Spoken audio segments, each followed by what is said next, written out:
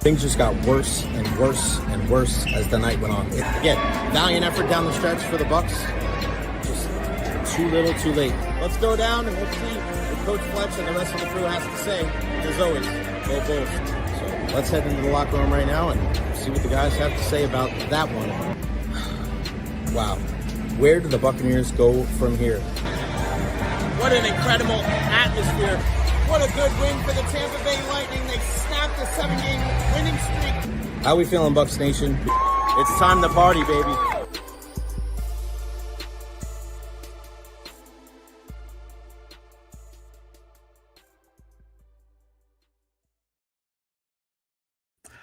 Boy, it sure does feel good to be home. Thank you so much for everybody joining us today. Welcome to the Jay Recher podcast. I am your host, Jay Recher. Happy Monday to you and yours. What a wild weekend we just went through, and we're here.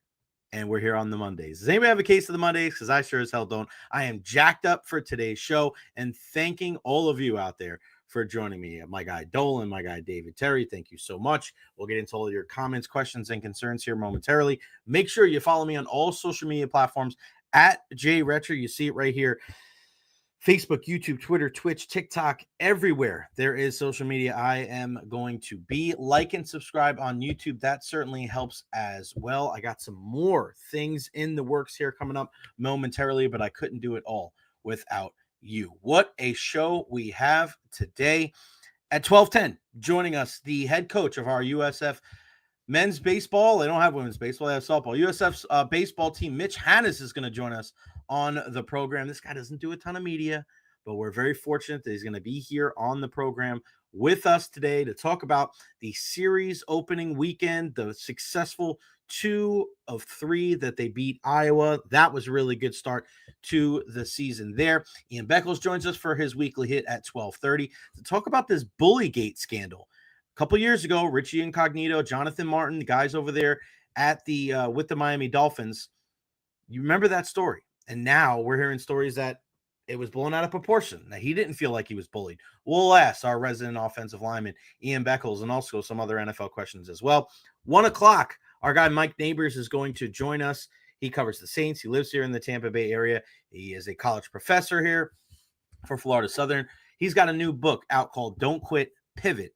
So for anybody out there that has gone through the rigors of a job that just they did it for a long time, kind of like myself, don't quit, pivot, find another way to be successful. And we'll also ask him about the entire situation with Kellen Moore as the new head coach there with the New Orleans Saints. And then at 1:30, Martin Gramatica is going to join us live from the golf course. He's at a special charity golf outing today. But Lionel Messi was here Friday night. Insane. What a performance at Raymond James Stadium. Over 40,000 people there. And he got to meet Lionel Messi after the game, he and his whole family. So he's going to check in at 1:30 and let us know how that went. Yeah, and my guy, Coach Pyle, let's go USA. I can hear the Boston crowd singing the anthem already. What a game Saturday night. The 4 nations face-off. We could not be more proud of the red, white, and blue. That was probably one of the most memorable hockey games of all time.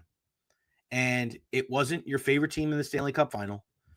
It wasn't your son or your nephew at one of their games. This was USA, Canada. Prime time, Saturday night from the Bell Center in Montreal, one of the most venerable venues in all of sports.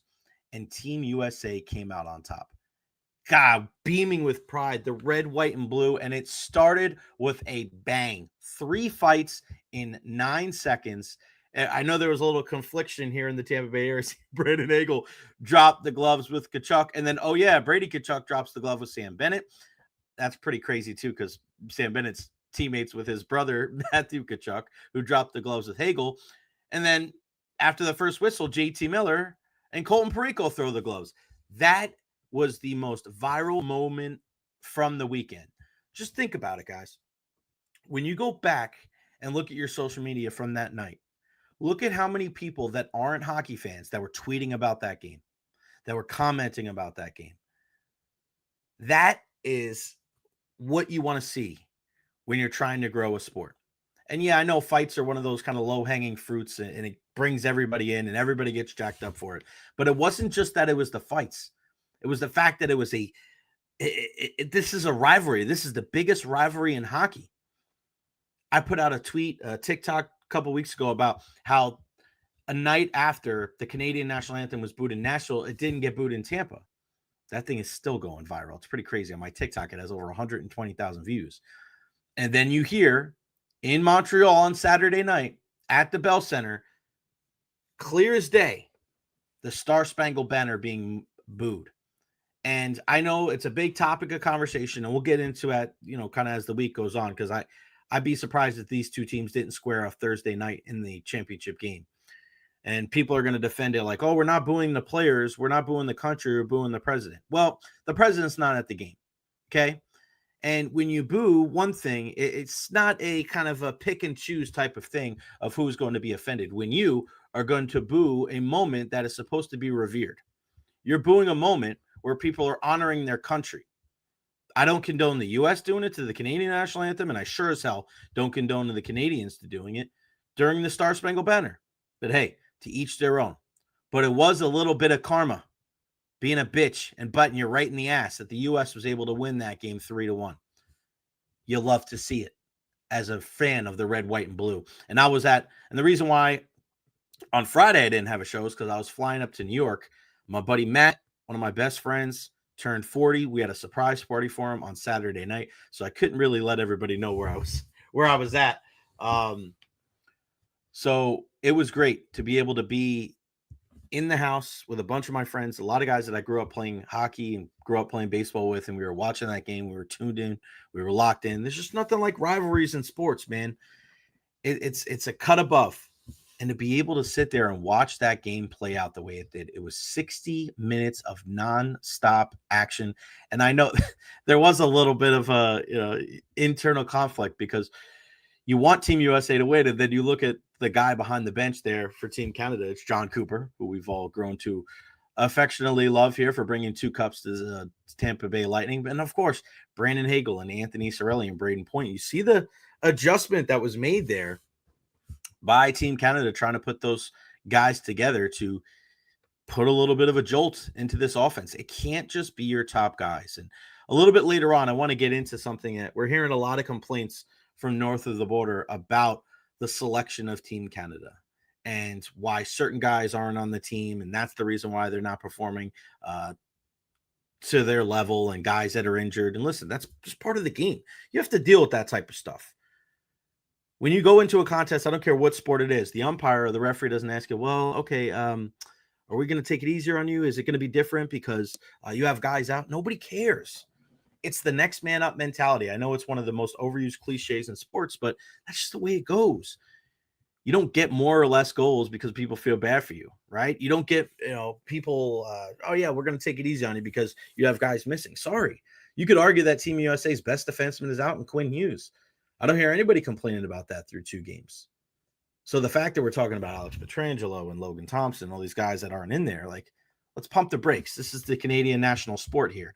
And now they're complaining that they didn't pick the right guys. I mean, Julien Brisebois is the guy that helped pick this roster together. He was good enough to put 2 Stanley Cup winners together. John Cooper's good enough to coach 2 Stanley Cup champs. So now they're not good enough when you already have McDavid, McKinnon, Crosby, and Cale Makar. I know he wasn't in the game the other night, but you have a slew of top names in the lineup, rocking the maple leaf on their sweater. No consolation. I don't feel bad one bit. And this is not over. It is not over. And they're going to take on each other on Thursday night, possibly, if they're able to take care of business. We know the U.S. is already in the championship game Thursday night. They take on Sweden later on tonight.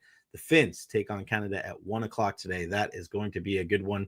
The second spot in the championship game on the line. This is kind of what you want to see when you put this 4 Nations tournament together, is you want to make sure that there's no meaningless games there at the end of round robin play.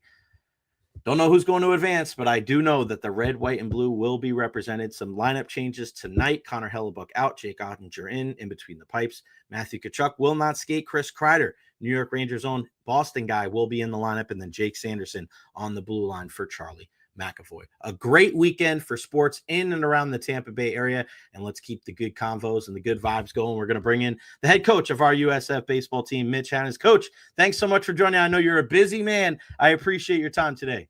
Oh, thanks for having me. Mitch, I've been a guy that's been around doing some play-by-play for the team for the last couple of years, and a guy that I grew up in New York, but when I moved here, I became a youth and travel baseball coach. So seeing kids up through the ranks, baseball's in my blood.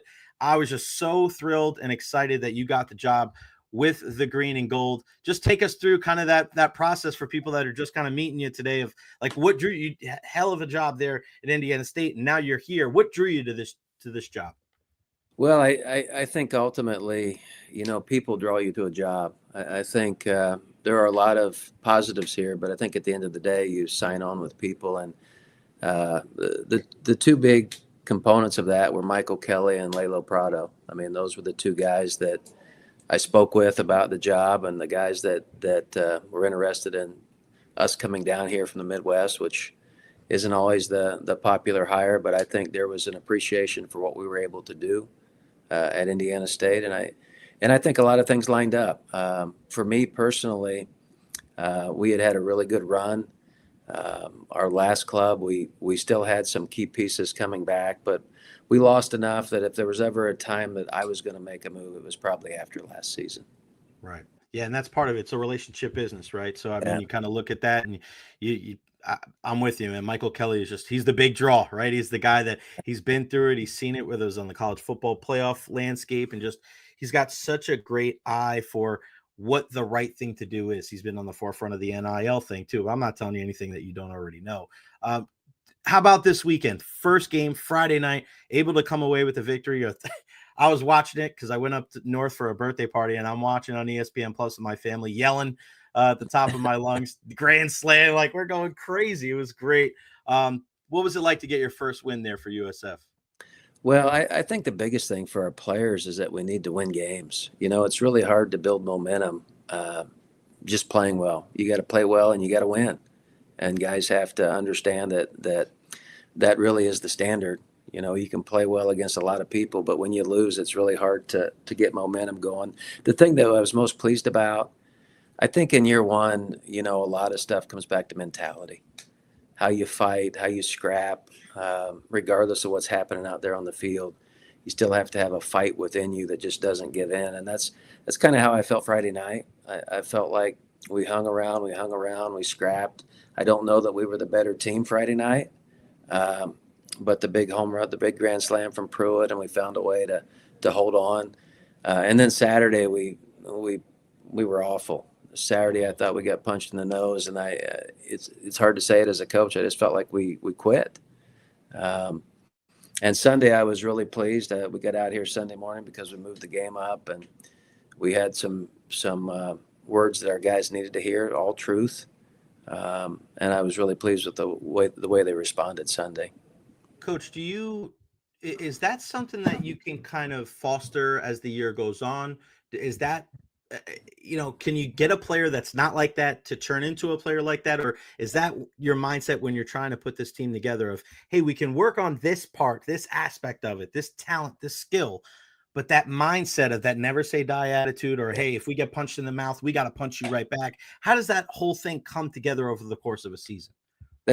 It certainly is much easier when it is in place and you bring 6 or 8 new guys into it. They adapt to what's there. When you take an entire group of young men and it's all new for everybody, kind of creating that is tough. But I think it is the reality of what you do. I mean, we have metrics everywhere right now in the sport. But when it comes down to it, they can tell you what they need to tell you, but you are the person, the living, breathing human that has to make a pitch in a tough time.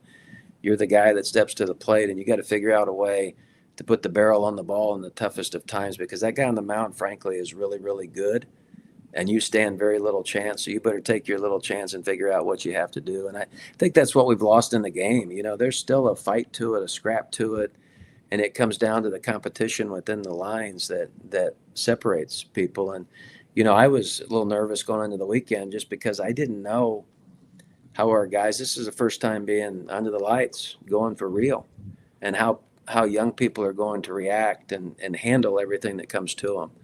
And you say to your guys all the time, you improve a little bit in your athletic career, you don't improve a lot. You improve a little bit all the time. The reality is we become better at what comes to us and how we handle the adversity that comes to us with experience, and you maintain poise better, and you're able to think on your feet better, and all those things that you have to do to become a really good athlete. And so that's really the mission right now, is to make sure our young men understand that. That's a great point, Coach, because I've been saying this for years. Like, the mentality it takes to be a baseball player is completely different in any other sport. You fail 7 out of 10 times, you're a Hall of Famer, right? You're making 30% of your free throws or 30% of your field goal kicks or making 30% of your throws, Coach. You're going to be sitting on the bench riding the pine, filling up the water for everybody else. So I'm with you. And I think that's something that, and I love that you said that. Do you feel like baseball is getting too analytically driven? Because there's something to be said, because everybody wants to put a number. This guy was 7 for 10 on a Friday night on 75-degree weather. I want a guy that, I don't care if he's 0 for 4. He's still got the mentality, the optimism. Like, I'm 0 for 4 with 4 Ks, but if I hit behind the runner or I get down a bunt in the 8th inning, I'll put my team in a position to win. Is that kind of the same mindset that you have in the kind of ever-growing game that we see here? Yeah, and I think, I mean, there's a place for all the analytics, right? And I think, just like in any aspect, some people handle those analytics really well. You can give them information. Unfortunately, some of my guys are defensive linemen, and they're just going after the quarterback. And the more information I give them, the tougher it is for them to go after the quarterback. And so I think there's a fine line, and you have to figure out each person's ability to handle and dissect the information. If not, you get into information overload. And I think that's a real thing. And I think for young kids that are playing the sport, I'll just mention this one story because I think it's a really good one. Last year at Indiana State, we had a Division III kid transfer in. His name was Dom Listy. Went to North Central College in Chicago, Illinois. He had another year to play. He emailed all mid-major schools that he could, all of them. And he told me on the 6th email, I finally responded to him. Long story short, we took Dom Listy in our program. And he was a D3 kid with a chip on his shoulder that was good but not great. He ended up in our 2-hole at Indiana State playing left field, had a really good year. And has one additional year, and he led off for Clemson yesterday and went 4 for 4. So he's the leadoff hitter, left fielder at Clemson right now, arguably one of the best teams in the country. 2 years ago, he was at a D3. And someone said something about, did your culture help him at Indiana State? And I said, no, he was better than our culture.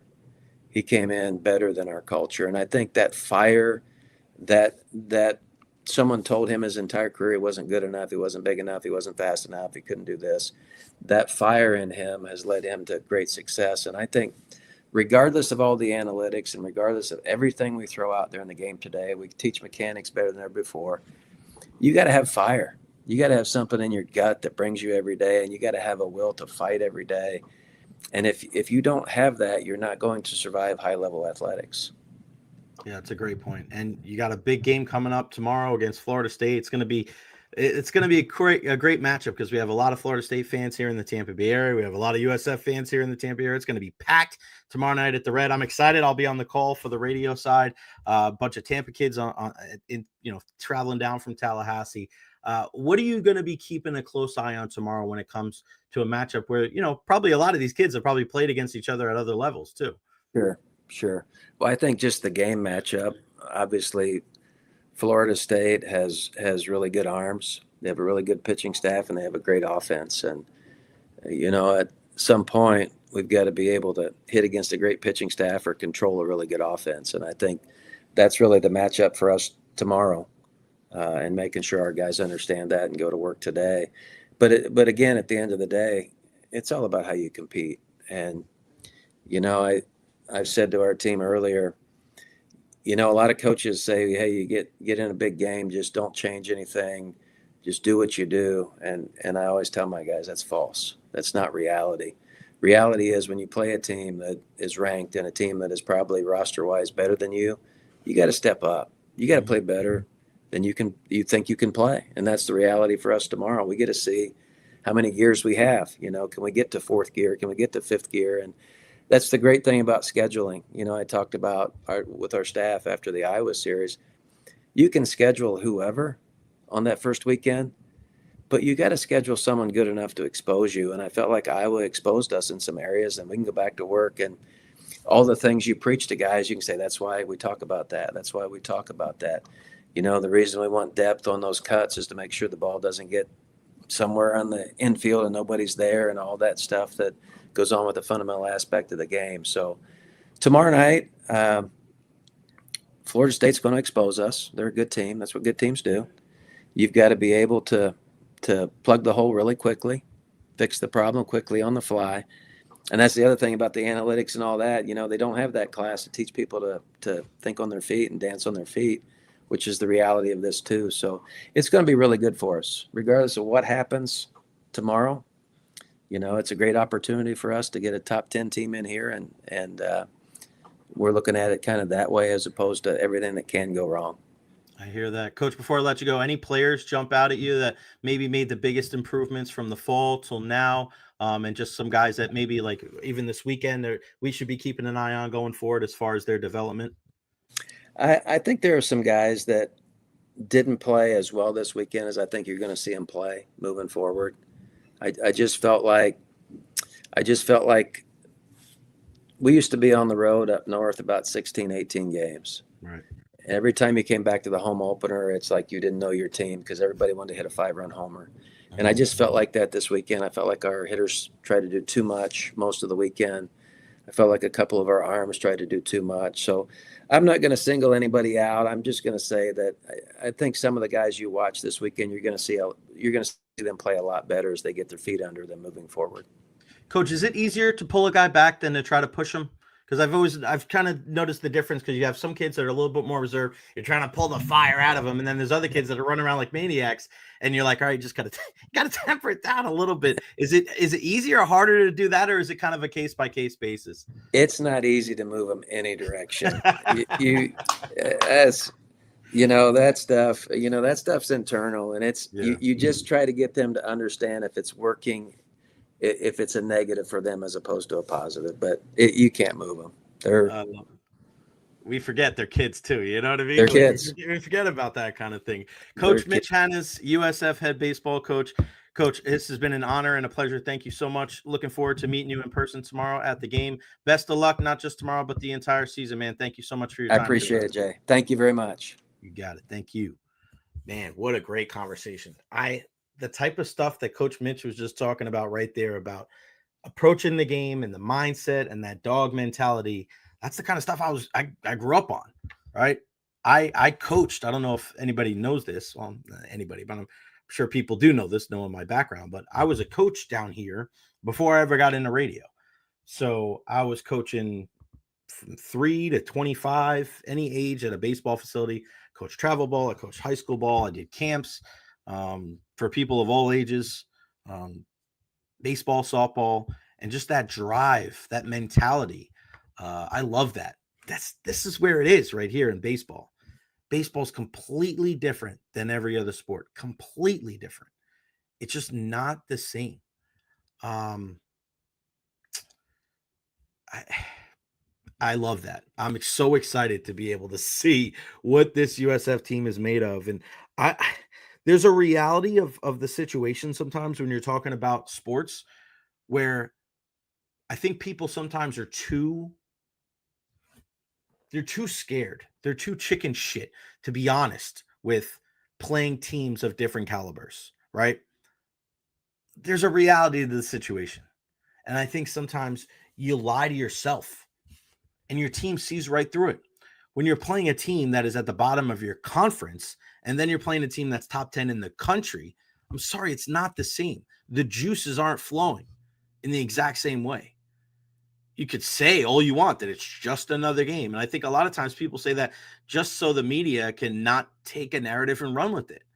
But don't tell me Looking back, we were just talking about hockey. Don't tell me that the juices were flowing for Team USA the same way in the first game against Finland than they were Saturday night against Canada. It's not realistic. That is not something they can really look at and say, okay, yeah, I believe in that. I don't. And I know a lot of you out there don't either. It just doesn't make sense. Doesn't make sense at all. So again, USF in action tomorrow night against Florida State. They're at the Red. Let's pack the Red. And if you want to get tickets, go to gousfbulls.com. I want to say this too. Florida State, the number 9 team in the country. A buddy of mine was trying to get tickets for USF baseball and softball, and he texted me this morning, and he was going to like some third-party site, and they overcharged the hell out of him for tickets. Don't go to those third-party sites for tickets for USF. You need to make sure that you go to gousfbulls.com. Again, gousfbulls.com, and you can get your tickets for any sport. So, especially with baseball and softball underway, and the girls did another great job this weekend. Coach Ken Erickson's got them flying, firing on all cylinders. Really, really good to see there. Again, gousfbulls.com. I'll be on the call. It's going to be a 5 o'clock start tomorrow night. This is a good time to get out to the Red. No hockey tomorrow because they're both playing today. Lightning don't start up for another couple of days. So the South Florida Baseball Cup, they're calling it, tomorrow at 5 o'clock. USF takes on Florida State, number 9 in the country. You do not want to miss that. Some other baseball news before we talk some football with our guy Ian Beckles. Mike Trout trying to stave off injuries. He's switching to right field. I don't know if that's going to make a difference or not. What an absolute dumpster fire the Angels have become. You went from a team with Mike Trout, Shohei Ohtani, and Anthony Rendon to Rendon, who doesn't even like playing baseball, who's got a hip. He's probably not going to play again ever. Ohtani's with the Dodgers. You didn't trade him at the deadline. You lost him for nothing. And does anybody honestly think that Mike Trout's going to play 140 games this year? I'm not betting my house on it. And I know a lot of you won't either. The Angels, God, a laughingstock. You got to look at it too. They had Joe Madden there. And even Joe Madden couldn't go in there and right the ship and get things going in the right direction. For all the teams in sports that we mock and say, oh my God, I can't believe how bad they are. There is going to be a story done, a documentary done years down the road on the Los Angeles Angels. How the hell do you have a generational talent like Mike Trout and only make the playoffs once, twice? Awful. Absolutely awful. And looking at them this year, does anybody think that they're going to make the playoffs this year? Not a chance. You look at some of these teams in the AL West, all right, not to worry about the Athletics, but the Astros will probably reload and be good. We know Seattle's going to be good. Texas was the World Series champs 2 years ago. At the best, they're going to finish in 4th. I'm surprised that Mike Trout is still on the Angels. He's the guy that needs to. We need to go see if he can be good when the lights are the brightest. We need to see Mike Trout if he's going to come up big in these big-time situations deep in the postseason. But instead, he's out there in L.A. He's an Eagles fan. He's withering away, and we've missed the best years of one of the greatest baseball players ever. Sucks. It sucks, man. My guy Hammer, great interview. I like our new baseball coach's style, some analytics, but also who's the man. That's a huge part of it. So many people nowadays, and I think it's a turnoff when it comes to sports and especially baseball. When you have these guys that sit up in a corner office, they've never even touched one of these ever in their life, and they're telling me how good a baseball player is going to be or how good a football player is going to be. Oh, the analytics tell me that this guy is going to be a good offensive lineman or a good right fielder, or he's a hell of a point guard because these metrics. Listen, analytics can help you make the argument, but if they're your only argument, I'm sorry, there's too many intangibles. Derek Jeter said it the most. There's no number that can ever tell you, unless you're wearing an actual monitor, of a guy's heart rate speeding up in the 9th inning when he's going against a closer throwing 99 miles an hour with 2 runners on and you're down 3. Like, there's no analytic at that time that's going to tell you, because listen, somebody may be nervous one time and they're not nervous the next. There's no analytic that's going to tell you that. the intangibles, being a good teammate, being a leader. A lot of that stuff is overblown. Not buying half that shit anyway. But don't tell me that you're going to know better just because you have a freaking piece of paper in front of you how good an athlete is going to be. And speaking of a guy who defied all analytics, whoa, you're looking a little hazy over there, bro. What's going on? I'm hazy? What's happening? Yeah, wipe off your camera lens. Are you on the phone or? I'm on the phone, yeah. Wipe on the top of your phone. The top of my phone. So you're sideways now. I'm sideways. Flip it back vertical real quick. I can't do that because I have it in this stand. Okay, so wipe on the sides of your phone like this. Wipe on this. All yep. right. Like other this? side. Other sides. Other side is it? Yeah. That's all I got, bro. That's all you got. All right, you're good. That's all I got. What's going on, bud? How was your weekend? Weekend was chill. How about yours? Nothing crazy. Flew up to New York. Had to surprise my buddy Matt for his 40th birthday, which was good. Wow, good for you. We watched Team USA and Team Canada. I know you don't watch a ton of hockey games. Did you watch that at all? Believe it or not, I haven't watched much hockey lately, but Shooter and the Stash were both here filming, and I sat down to watch the game. Bro. And they were asking me who you cheering for. I said, I'm cheering for Canada. So I literally just sat and watched the beginning of the game, and thank God I did, because I'm glad I saw that live. I don't think I've ever seen that before. I don't know if there's ever been a better way to punctuate the start of a game in any sport. Like maybe you'll have like a return for a kickoff, yes, but then it's just like it's a crescendo, it goes up and down. Same thing as like a leadoff home run, or something like that. It was fight, and then it just like that whole like fervor carried through the entire game. It was pretty wild, man. Yeah, I remember the days of John Cordick back in the day with the Montreal Canadiens. I remember they would go against Quebec Nordiques, and then the coach would say, "We're bringing this guy up just for Cordick," and literally they would put Cordick out at center, and they put the other dude there that was standing center ice, and they just dropped their gloves. And that's the best thing in the world, man. I mean, that's like MMA right there. And then John Cordick would usually just mop people up. He couldn't score no goals, but he mopped some cats up for sure. Did you ever see him fight against like Bob Probert or Ty Domi or any of those guys? John Cordick, I think, fought with every fighter. Yeah. He wasn't scared of nobody. He was this big steroided up Indian cat that couldn't play hockey, but he could sure fight. He could fight his ass off, real. Were you surprised that Canada lost 3-1? No. I am. Once again, I wouldn't put any money on it. Right. I couldn't tell you who's on Canada's team. I told you I was cheering for Canada because that's where I'm from. But nothing in hockey would surprise me because I don't know none. I hear that, buddy.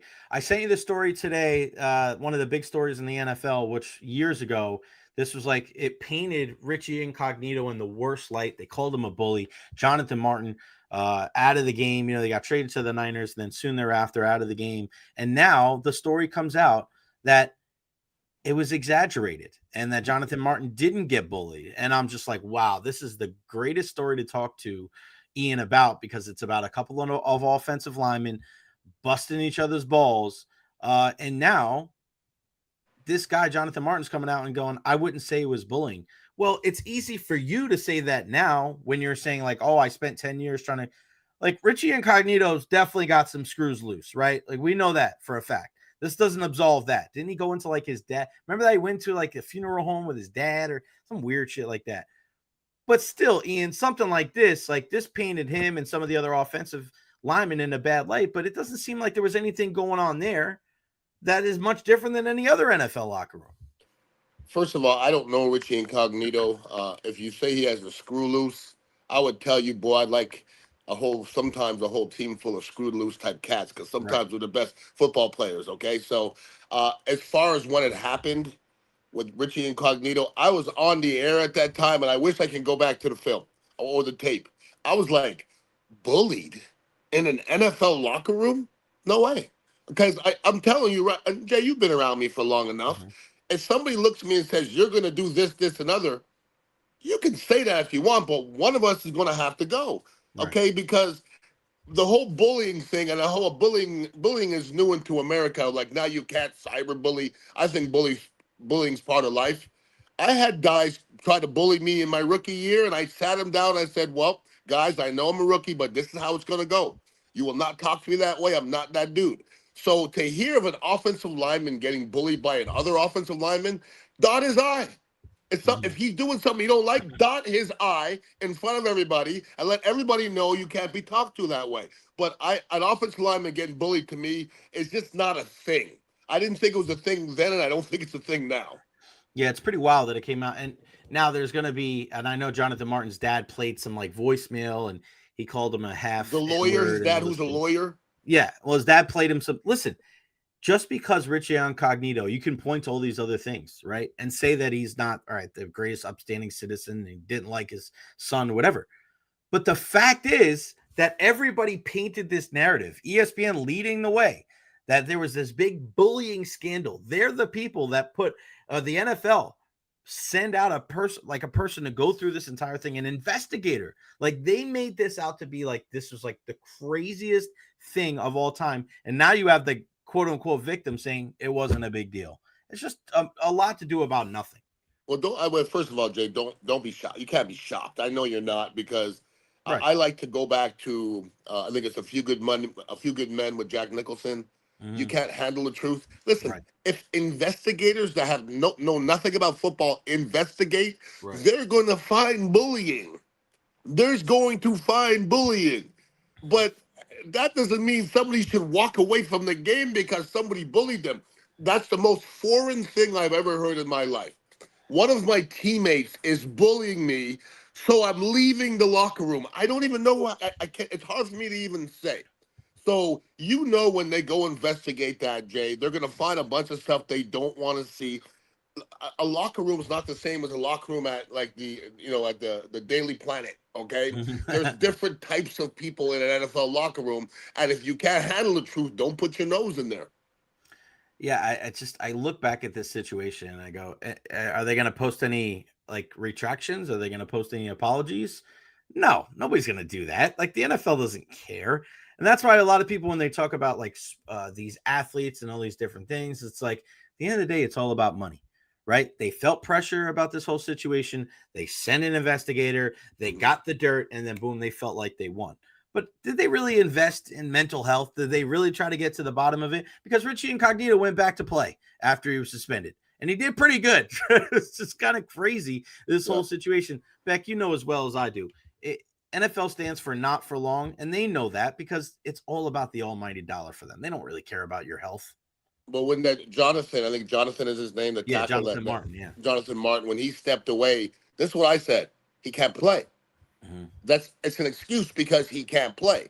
What would have to happen to Tristan Wirfs to make him leave the locker room? I mean, he could play. He's not going anywhere. He couldn't figure out the game because he was not playing well. He couldn't figure out the game, and he uses as an excuse to flee, and that's it. And it's just a point now where I was never on his side. And at any moment was I on his side. And what's crazy is the press is going to write things the way they want you to read them, okay? Right. I'm going to give you a great example. The whole Liam Cohen situation. The press wrote, okay, first of all, the Buccaneers own the press. I hope we all know that. The press is not going to write a lot of really scathing Buccaneer stuff. They'll will to a certain point, but the Buccaneers will say, don't write that, okay? Or they're not talking to Liam Cohen. They're talking to the Buccaneers. It made it sound like Liam Cohen is the biggest, devil in the country, when I just say to people, when does everybody evaluate every choice you make? And in sequence. If I go to a job and I'm like, no, guys, I don't want that job, it's not for me, then I go back to my other job and say, hey, guys, I'm coming back. Then job says, oh, I'm going to give you 3 times more money and you can pick your own GM. I go, hey, guys, thank you. Dap them up, and then I got to go. And then I go fulfill my lifetime dream. If any Buccaneer fan thinks that was the wrong thing to do, then you're not American. That's the American thing to do. And I hated the fans and the fact that fans were like, he couldn't have done it that way. There was no other way to do it. He was just being a man and doing what he has to do. There was no right way for Liam Cohen to do that. Well, I think, the one thing that you said that he went back and dabbed up. He never went back and dabbed them up. That's the whole contention. Well, the dab may be a text. I don't know. But I'm just telling you what I would do.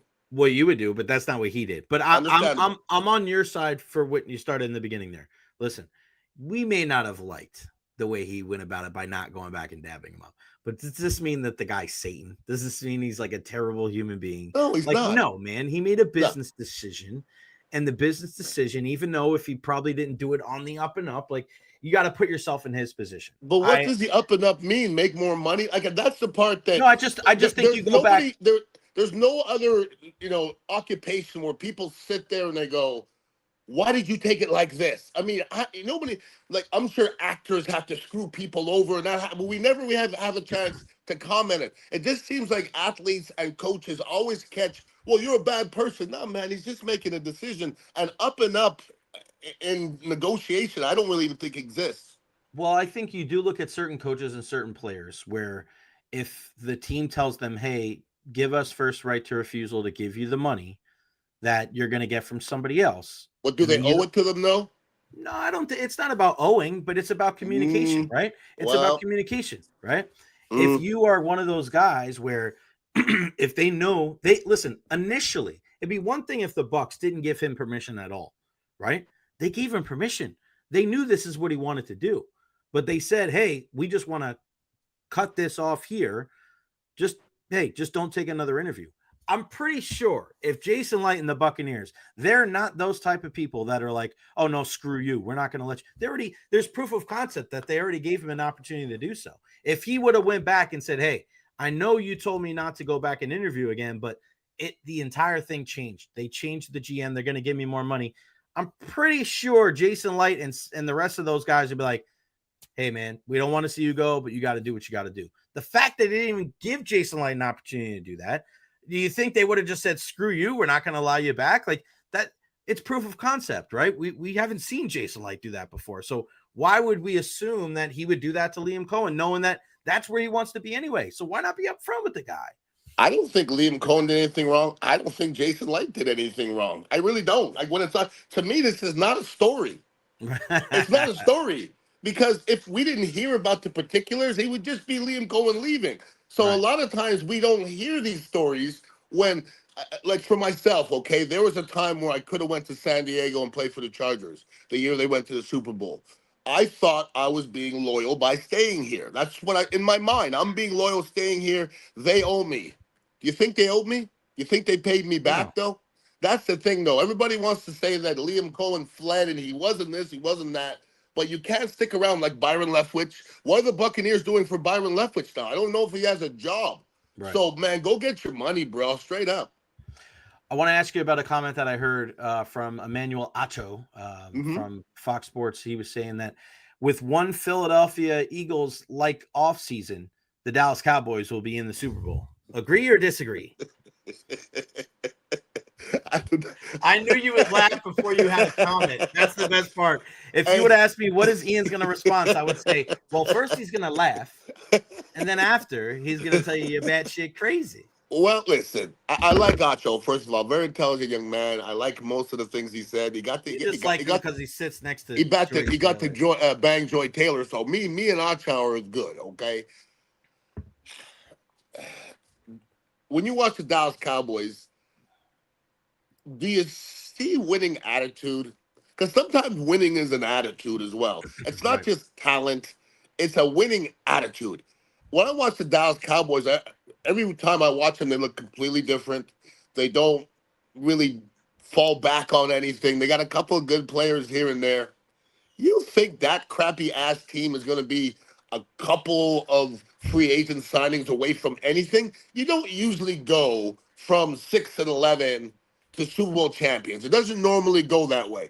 I did not see a team that was 2 players away or 3 players away from anything. They have a brand new system. They got a brand new coach. They got brand new coordinators. You think that's going to flip? Acho's he works for ESPN. Fox. Same thing. They got to bring up the Lakers. They got to bring up the Cowboys. They got to bring up the Yankees. Yeah, that's part of it.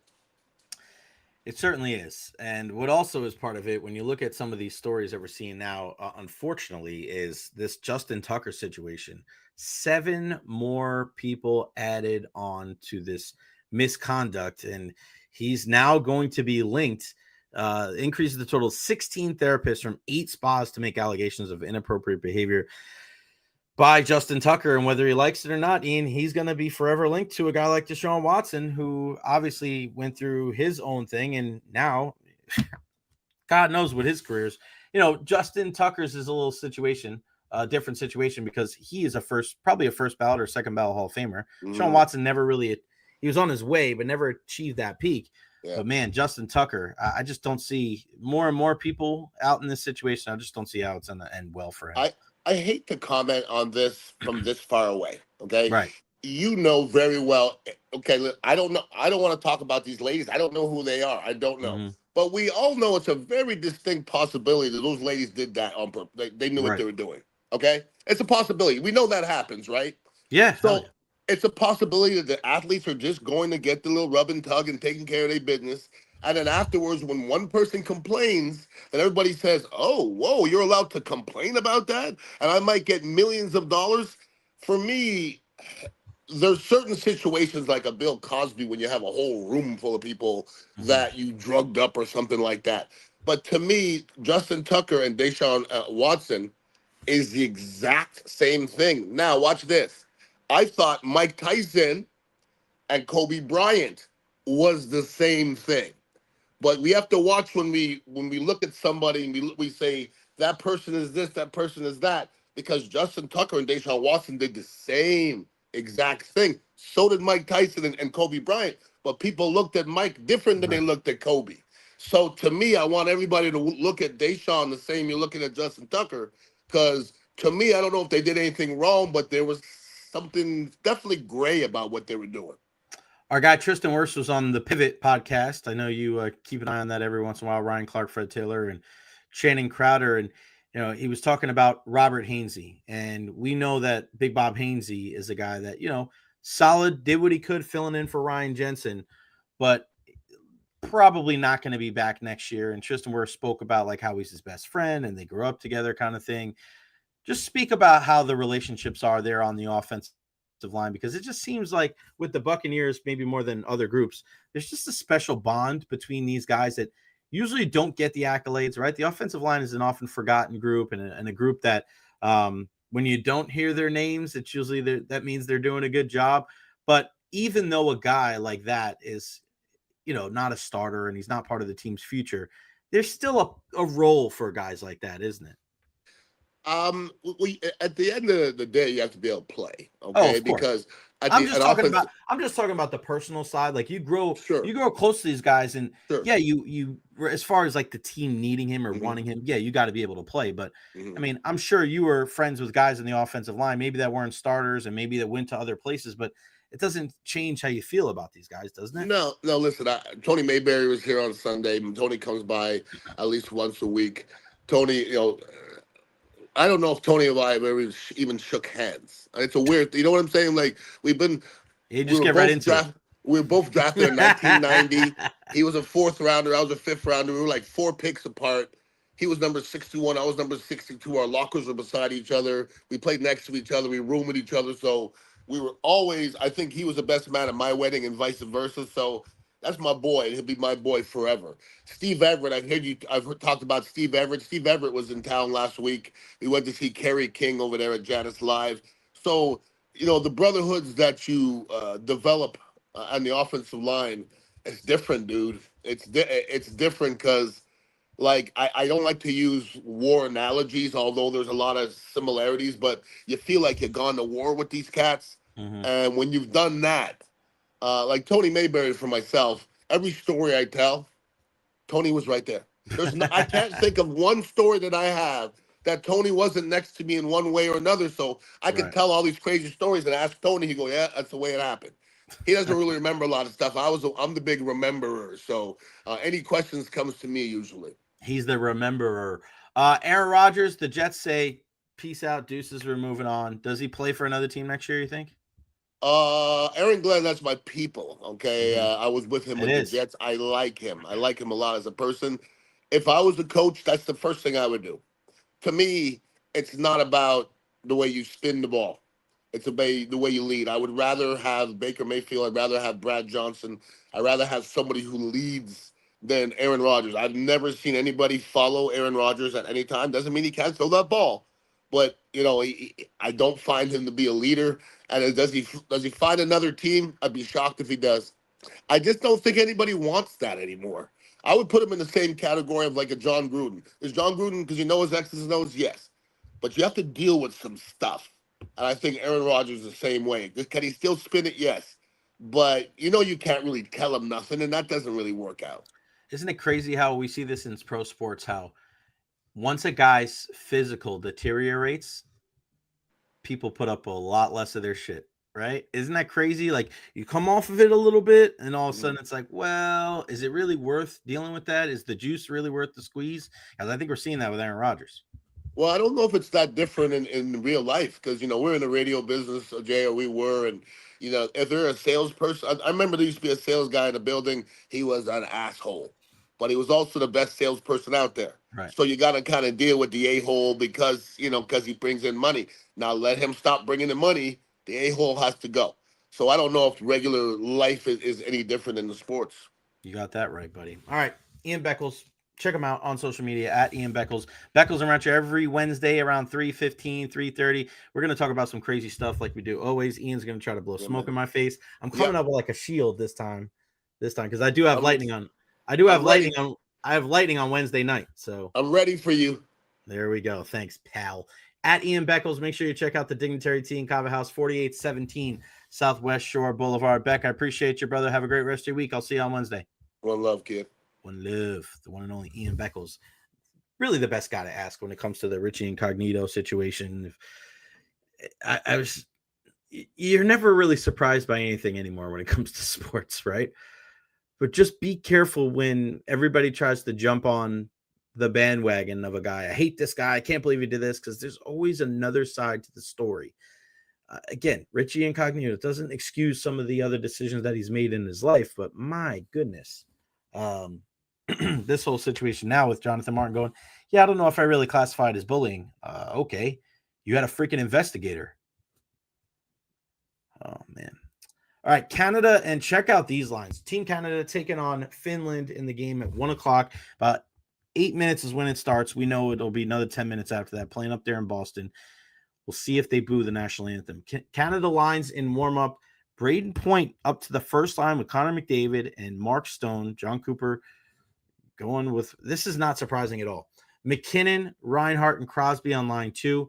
Mitch Marner, a John Cooper favorite, with Anthony Cirelli and Brendan Hagel. And then the fourth line, Thomas Konechny draws back in with Sam Bennett and Brad Marchand.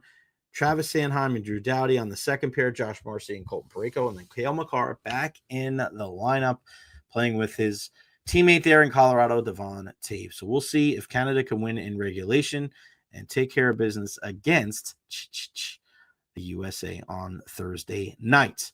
All right, another thing. I want to get to this real quick. I mentioned this before. I want to get to it now. I don't want to hear a damn thing from Canadians complaining about picking the wrong roster. You've got Julien Brisebois and John Cooper working with some of the brightest minds in the world for Team Canada. This isn't about player selection. This is a story about Team USA and how they've caught up to Canada. That U.S. developmental program has worked wonders. There's also a grit and an edge that the Americans' top players have.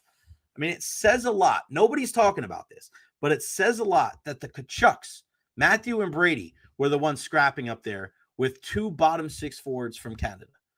2 top 6 guys for the U.S., 2 bottom 6 guys for Canada. And that's not taking anything away from Sam Bennett and a guy that I freaking love for the Tampa Bay Lightning, Brandon Hagel. But you have Matthew and Brady dropping the gloves against guys that weren't Connor McDavid, Nathan McKinnon, or Mitch Marner. Big-time hockey games, they're not won with flash and dash. You have to go to the dirty areas. You got to play tough physical hockey to come out on top. You need contributions from everyone. Look at the red, white, and blue. Matthew Boldy scoring goals. Dylan Larkin scoring goals. Charlie McAvoy laying people out with his physical play. It's not the best players that win in hockey. It's the best team. I don't care who you brought out of the stands to play for Canada, whether he was a current player or a former player. They weren't beating the United States on Saturday night. You know, for years, people were saying that Canada's B team was the second best team in the world. Well, now people are complaining that Guys like Logan Thompson aren't in goal, and Habs captain Nick Suzuki isn't playing for Team Canada. It's kind of crazy how the tables have turned. Can't wait to see these two teams go at it once again on Thursday night if Canada takes care of business. Shout out to our friend Cheryl. If you thought it was exciting on TV, you should have been there. It was electric. Shout out to our girl Cheryl. Huge Lightning fan. She traveled up there. Go follow her on social media. Cheryl, put your social media handle so people can talk to you or people can follow you.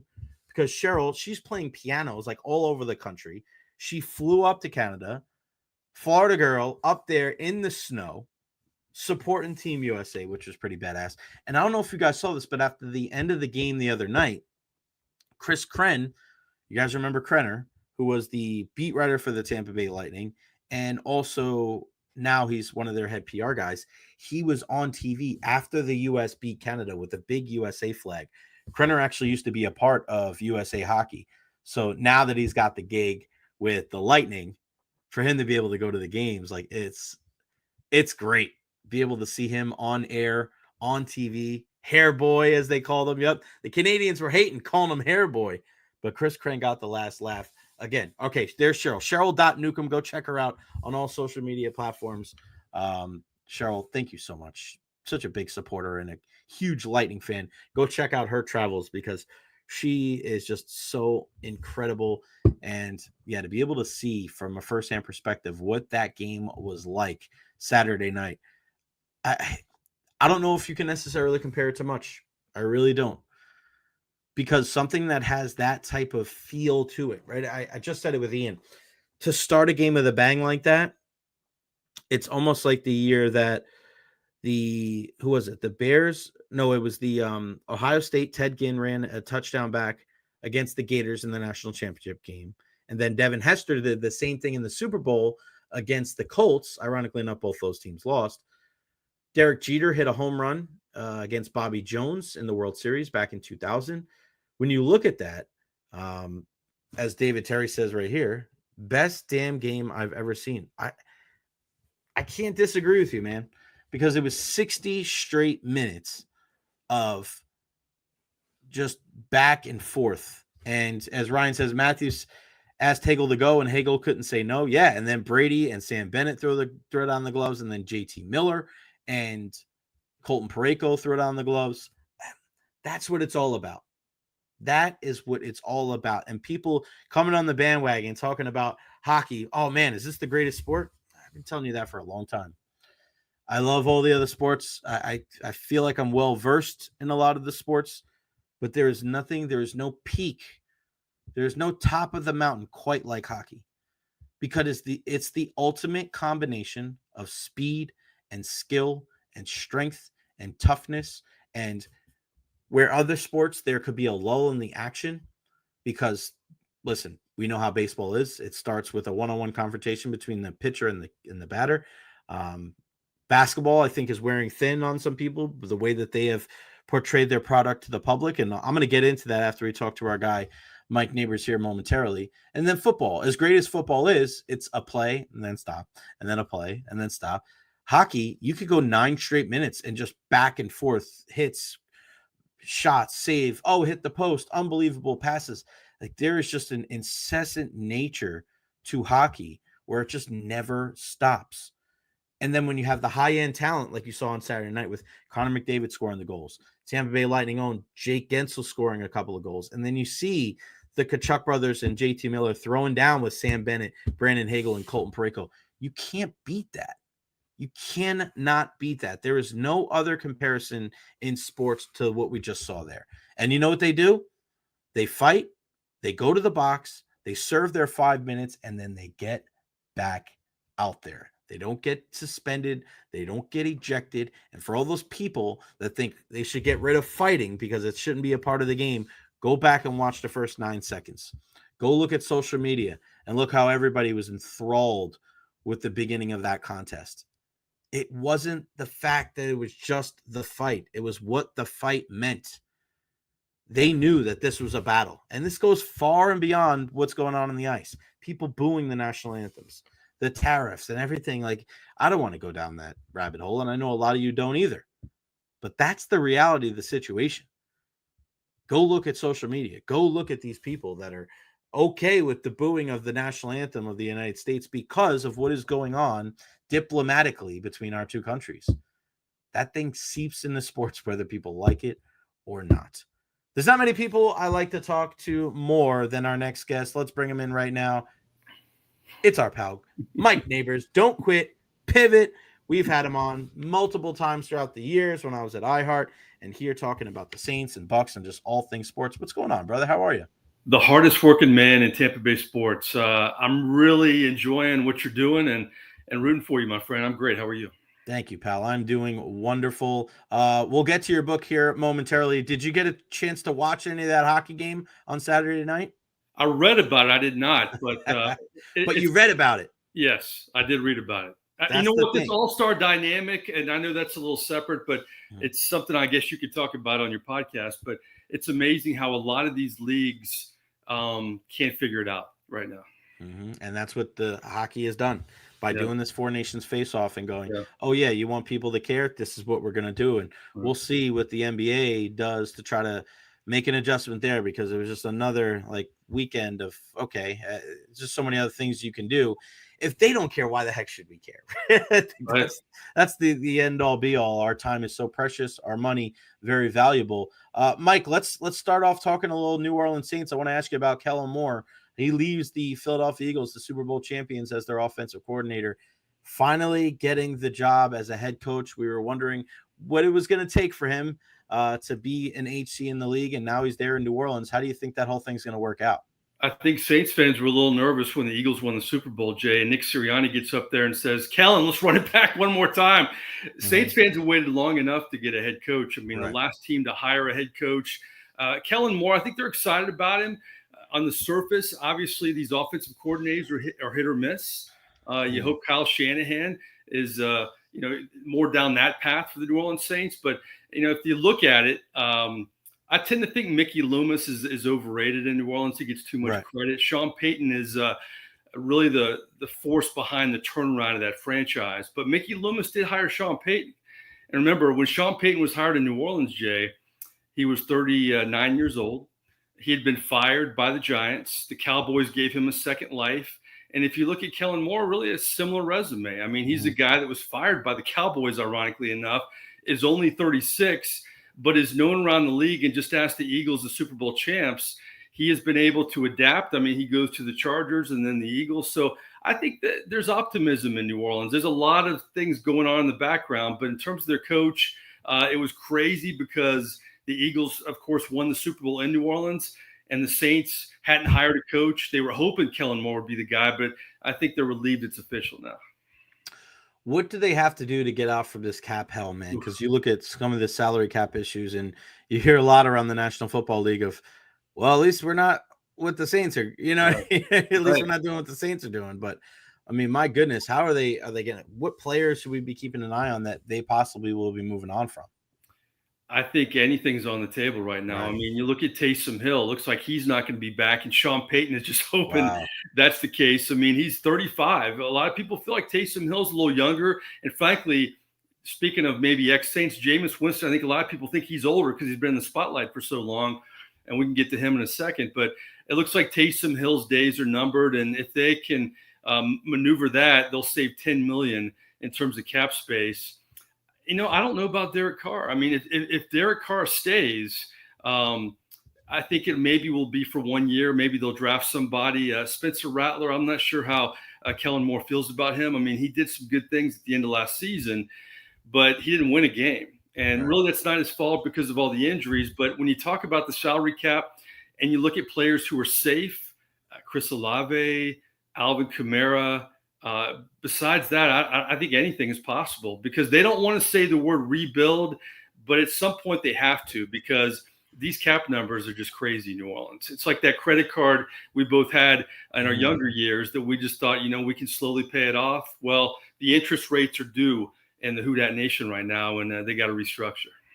Yeah, it's kind of funny. I just saw a stat today that Alvin Kamara has never run for 1,000 yards in the Crazy. National Football League. Isn't that crazy? Yeah. Yet Najee Harris has run, I think, every single one of his years for 1,000 yards, and people view those two guys so differently. And we know how talented Alvin is, and especially out of the backfield catching the football. Yeah, I try to look at some of the pieces on this team and like who is part of that. You know, you just mentioned some of the guys that are off limits, but I mean, those guys are getting up there. I mean, even I guess Olave is still technically young, but obviously we know he's dealing with injuries as well. Who are some of the young players on this team that this squad is going to build around? Because you look at the other teams in the NFC South, and they're like, all right, well, I got this guy, and the Saints, they're still running Cam Jordan out there. And Demario Davis isn't getting any younger. Yeah. And frankly, what makes it worse, Jay, is you don't re-sign Trey Hendrickson, who has a monster year and has been great with the Bengals despite the Bengals' problems on defense. And some guy named Zach Bond had a pretty good year in Philly, and he didn't get any better in New Orleans at all. They didn't see his potential. So, you know, you look at this team. I mean, Marshawn Lattimore's not there anymore. They're going to save some money there. But, you know, Paulson Adebo is a guy who was a pretty steady cornerback for them before last season. I don't know what his future is. You really break down all the segments.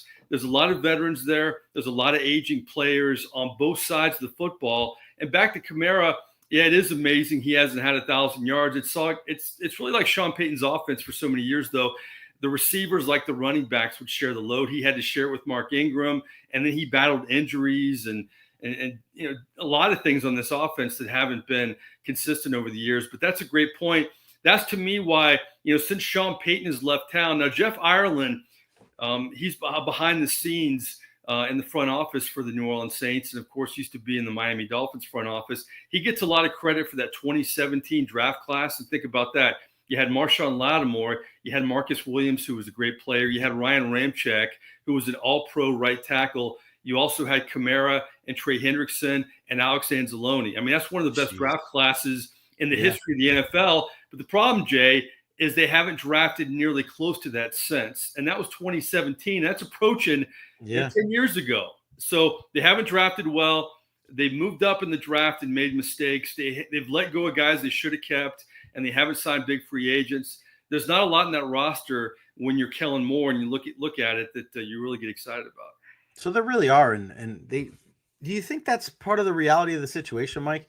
Is that they need to like just really be honest with themselves and be like, hey, we got to really scrap things and maybe not, you know, maybe you got to, because if you have reservations about your quarterback with Carr, shouldn't they just rip this thing down in the studs and really rebuild it? I know that may not be appealing to fans, but I think they would probably appreciate some transparency, because all you're doing is you're fighting an uphill battle, and it seems like the ceiling every year is, you know, 7-10 and 8-9.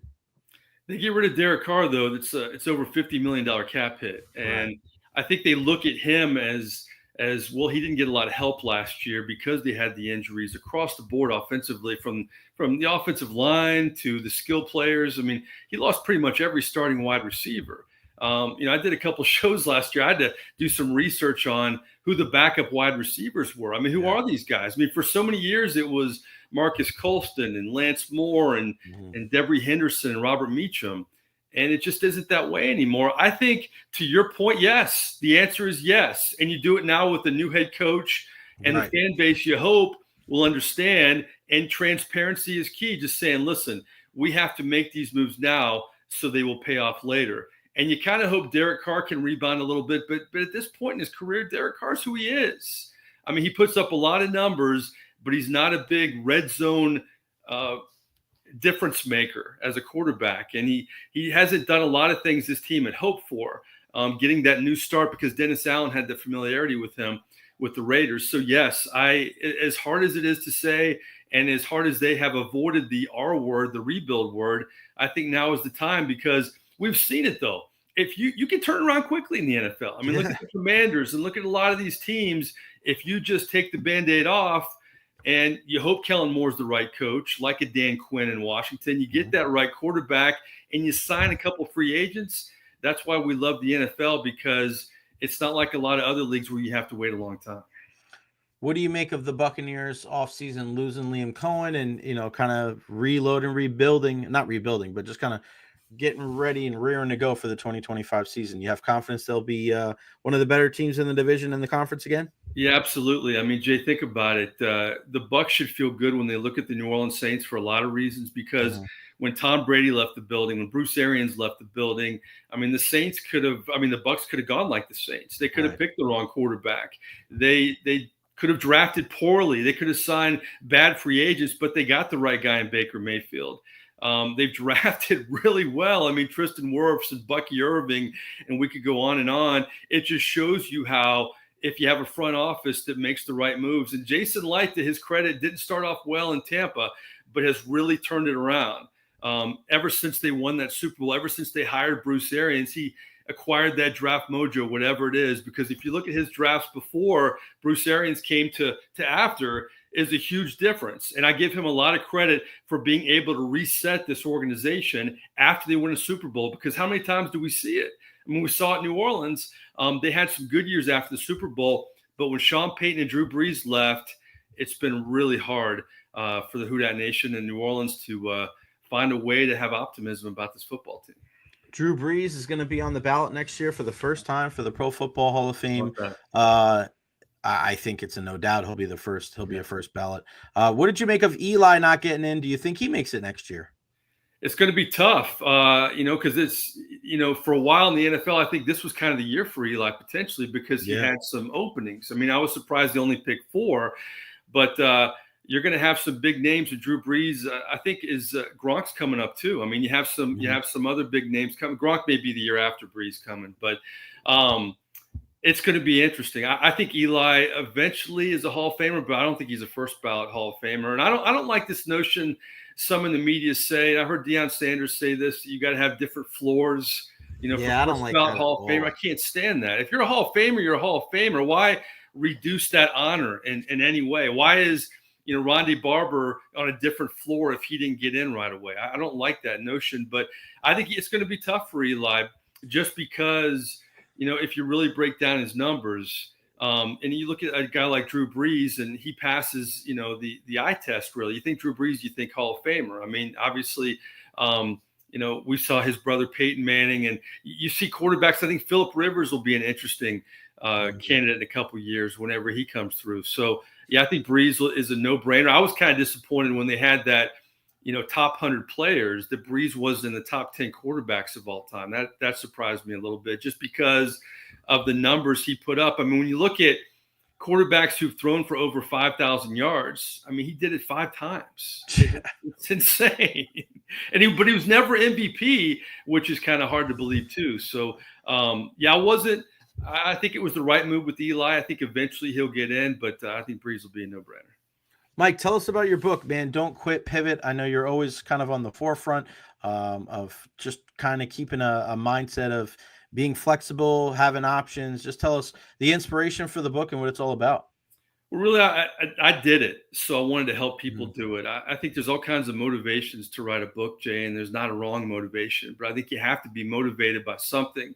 And I love the television business. I'm still a part of it. I have a lot of friends like yourself who are still active in the media, but the alarm went off in my head when I turned 50 that I had a lot of things I wanted to do with my life. And if I don't do them now, then I'm not going to do them probably. Right. So I went back to school, got my master's degree. I wanted to teach, and I've been a full-time teacher for 3 years. And as much as I love television, you've been a guest speaker in my classes. It's the best job I've ever had. It really is. I mean, the tangible effect that I can have with the kids and really use our experience to bring in guest speakers. Last week, I brought in former NFL head coach Jim Mora, who's 89 years old, from California, to talk to my management class. And he was phenomenal. And I could give you Booger McFarland. We did an event recently on campus. I brought Jameis Winston in. I mean, it's so great. We brought in a lot of different guest speakers, and then you have the media component to this too. I thought that I would teach in communications, but a friend of mine introduced me to the dean of the business school at Florida Southern College.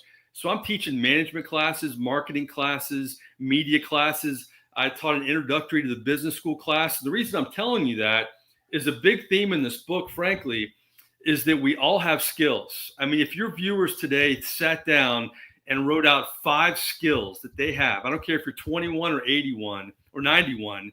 We have skills and we take them for granted. And frankly, if we're unhappy in our career, we can use those 5 skills to pivot to happier workplaces. So I just wanted to really write about this. Dick Vitale wrote the foreword, and there's a lot of lessons in here I think that can go beyond just being happy in your career to get people motivated. It's funny, I went to high school with a class that I'm really close with, and one of my classmates reached out to me, and I'm going to speak to her sales team in a couple of weeks. So I've heard from a lot of different people, and it's been a great experience. That's great, man. And I had so much fun speaking to your class, and it's always, my uncle teaches an entrepreneurship class for sports up in New York at Fordham University, I think it is. Okay. I should know. But it's so important. And I know our guy, Rich Hollenberg, does some stuff too for his break-in, breakthrough. Like, it really is important to be able to give these guys and gals an idea of what the future is like ahead if you want to get involved with sports or pretty much in any endeavor, but especially with sports, because there are so many variables. Like, you don't know what's going to hit you.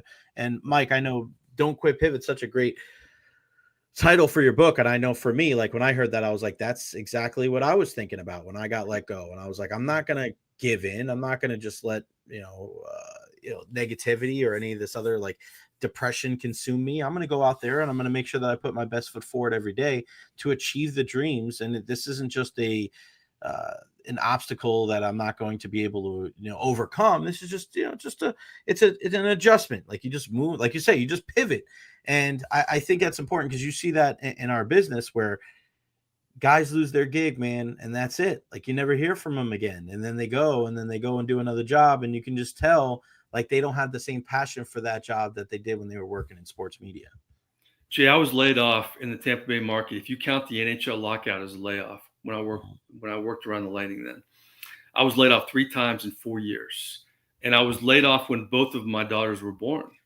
And it wasn't anything where I was fired. It was a layoff. It was just networks changed things up like iHeart. I mean, it was a circumstance. Mm-hmm. But there was no way I was going to let go of TV.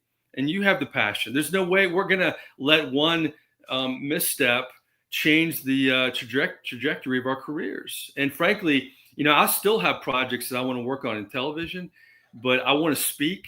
And the reason I'm writing this book is I want to inspire people, but I want to be able to speak to different universities around the country. Our campus is doing an event tomorrow where we're calling it You Are Not Alone, to let kids know, you know what?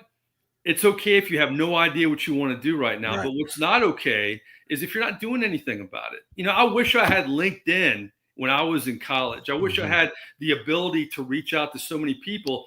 And this book, when I wrote it, I sent it to a handful of authors that I really respect. One is Marshall Goldsmith, a 4-time New York Times bestseller. And another one is Dory Clark. She's a Wall Street Journal bestseller. They read the book, they liked it, and they've endorsed it. And it's a lesson in the book. And you know this, it only takes one to love you. We reach out all the time to people, whether it's guests on your podcasts or if you're working on a project. We have that ability now. And that's why the younger generation should really take advantage of that when they're looking for work, because they have the ability to really reach out to anybody right now. Yeah, it's a great point. I'm glad you said that, because I was up in New York this weekend at my my best friend's surprise party, and I was talking to his brother-in-law and his wife, and their son, 24 years old. I used to do baseball lessons with him years ago. He used to work on like the ice crew for the New York Islanders. And I said, well, what is he up to now? And they go, yeah, he doesn't really know. Like, he's still trying to find his way. And that just seems to be, and I don't want to say a problem with this generation, but it just seems to be something that they're dealing with, where they have all of these resources at their fingertips, but they don't want to make the wrong move. They don't want to take the wrong step. And they're just so worried that if they do something, it's going to commit them, or they're just, whether it's a lazy narrative or whether maybe they've been coddled. Like, there's just so many different reasons, but it just seems like when I was growing up, if you didn't know what you were doing by 18 or 21, like you had to get a job. Like, there was no like waiting around living in mom and dad's basement. So I think that's another thing, as much as your book is for, people like myself that in his late 30s now, oh gosh, when something happens, you got to pivot, but it's also for the young guys and gals out there that don't necessarily what they want to do. And they kind of give up on their dreams because they think they're running out of time, or they don't think they have the resources. They have more than they think. Well, you're big on this, and this is why you've been successful. You're great with people, and relationships mean something to you.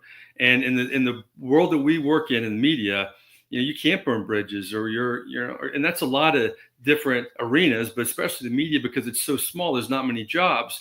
I started a production company in 2009, and I've worked with over 50 nonprofits in the Tampa Bay area. I mean, the Humane Society of Tampa Bay is a big client. We've worked with Moffitt, and I could go on and on. But the first time I really thought about that, I was on a flight. And I don't know about you, I'm a social person. I get on a flight sometimes, I just want to crash or listen to music or whatever.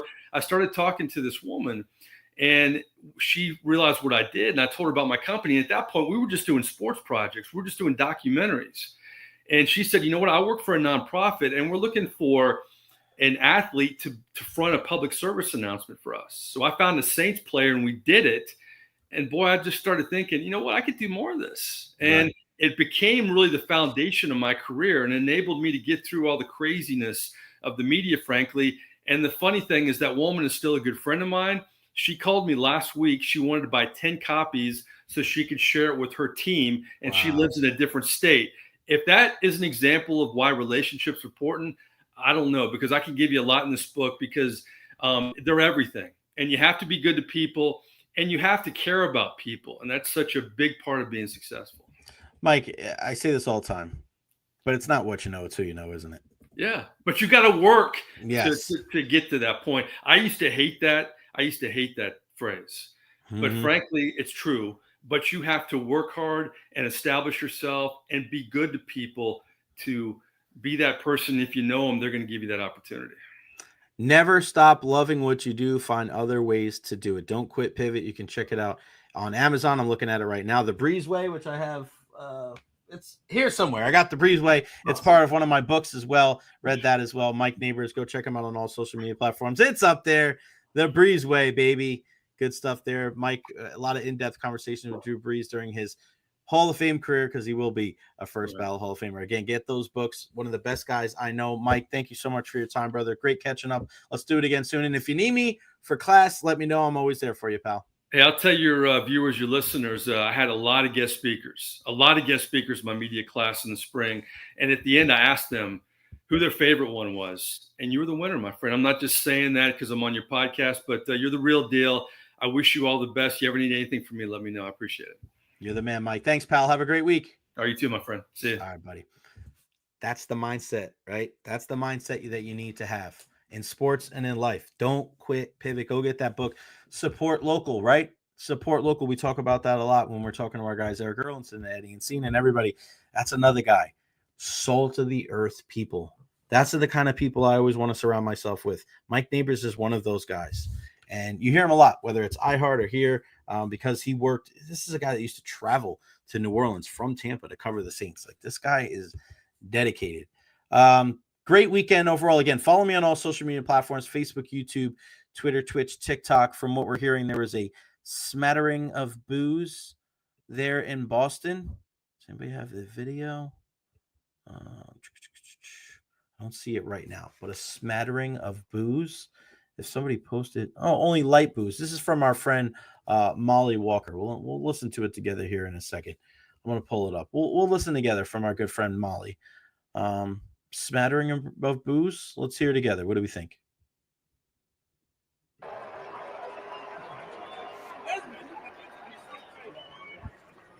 Oh, Canada, our home and native land, to raise real love and all of us come there with glowing hearts. We see the rise. All right. So, I mean, what do you guys think? Was that a lot of boo? I mean, I heard some. I think smattering was probably the greatest word for it. It wasn't overwhelming like we heard in Canada for the U.S. national anthem. There was some, but it was a couple, like Dave Terry. I hear a couple drunk boos, but not overwhelming. Well, it is what it is. Did you guys have a good weekend? I know I did too. One thing that did kind of stick out too is like NBA All-Star weekend, right? And I thought they did a terrible job promoting it. And unfortunately for them, you went up against that big game, U.S. and Canada on Saturday night. You went up against Saturday Night Live's 50th anniversary on Sunday night. And when you look at their numbers as a whole, I think some people are like, look, they outdid this or they outdid this. Those numbers are going down. And the product, like, guys, what are we doing? Like, for years, we looked at the 3-point contest and we looked at the slam dunk. That was better than the game because the game was so non-competitive. But now you have Mac McClung as the star of the slam dunk contest. We're not looking at it like we did 30 years ago, 40 years ago, where you just think about it, man. You had Spud Webb, you had Dominique Wilkins, you had Michael Jordan, you had Vince Carter, you had all these big names. You had Blake Griffin, right? Like these big stars. These were number one picks. These were big names in the association. And now we have a guy that doesn't even play in the NBA as the guy that's the star of the slam dunk contest. He's good. Don't get me wrong. He plays for the Magic. No, not the Orlando Magic, the Osceola Magic. That's not good, whether you are a basketball fan or not. The fact that one of the most popular things that you do to highlight your sport is being led by a guy that doesn't even suit up for the association, that should be a huge warning sign, right? LeBron pulls out the day of the game. You have Saturday night guys that clearly aren't 100% throwing down and fighting, trying to hurt and punch each other in the face. You have Charlie McAvoy laying his body on the line, hitting Sidney Crosby and Connor McDavid. And LeBron pulls out the day of the game because of some discomfort. What are we even talking about here? Go out there, run around for 5 minutes, and then sit your ass on the bench for the rest of the game. The fact that he took up a spot and couldn't even get out there. Draymond Green on the broadcast, a current star in your league, bitching and moaning about the product. Like, you can defend the NBA All-Star Game all you want, the entire weekend, all you want. And this isn't coming from an NBA hater. I love basketball. I will cry tears when the Knicks win the championship, if they ever do. I love basketball. I always want to see it when it comes to NBA All-Star Weekend. But you have one of your biggest names just shitting all over the product. How is that good? There's no way that's good. It's crazy. Funny hearing the personalities in this market talk basketball only to bash it. When the finals happen, it's really mentioned. But see, that's you though. Like, I've been talking about basketball in this market for a decade, and I don't just talk about it when I bash it because I love basketball, right? And you got to be realistic with yourself when you're looking at this product objectively. That's the sport that links me and my family more than any, because my dad played college basketball. Me and my brother were big basketball. We play basketball in the backyard more than any sport growing up, right? Basketball, to me, you have to be real, right? My kids love that the middle-aged white guys don't. Well, that's part of the segment. Why alienate anybody?